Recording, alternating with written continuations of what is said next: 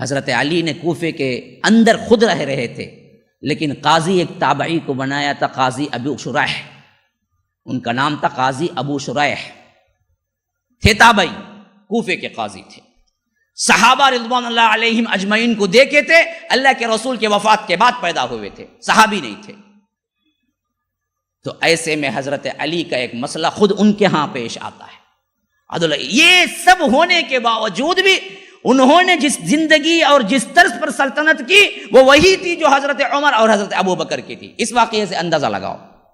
ہوا یہ کہ ایک مرتبہ حضرت علی رضی اللہ عنہ کی جو زرہ تھی وہ دراصل گم ہو گئی۔ اب جب گم ہو گئی تو کچھ دن بعد بازار میں دیکھ رہے تھے کہ ایک یہودی اس کو کھڑا بیچ رہا ہے، قیمت لگا رہا ہے۔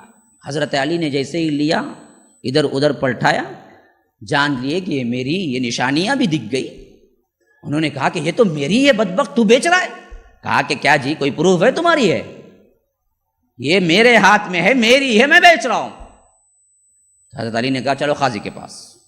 قاضی کون تھے؟ تابعی ابو شریح، خلیفہ وقت آ رہا۔ اب خلیفہ وقت کھڑا ہوا ہے قاضی کے سامنے، ادھر ایک یہودی کھڑا ہوا ہے، دونوں کے ساتھ یکساں سلوک ہو رہا ہے۔ یہ نہیں کیا کہ خلیفۃ المسلمین آئیے پہلے آپ یہاں بیٹھ جائیے سیٹ پہ، یہ تو کیا ایک یہودی یہ کھڑا رہے، نہیں، ملزم کی حیثیت سے آئے ہیں، دونوں برابر کھڑا کیا حضرت قاضی شریح نے۔ آپ نے دیکھا ہوگا یہ جب جے للتا نے کیا ہے، وہ جو ایک بہت بڑا مندر کا پجاری تھا نا، مجھے نام پتا نہیں، اس پر کیس ڈالا گیا، تو وہ آتا تھا نا، جب وہ آتا تھا تو تب بھی کیا ہے، اس کے ساتھ ایک پوری کمانڈرنگ فوج ہوتی، اور اسے کیا ہے جہاں کھٹیرے میں آ کے سب کھڑے ہوتے اسے سیٹ پیش کی جاتی، سیٹ پہ بیٹھتا ہو، آپ نے دیکھا ہوگا۔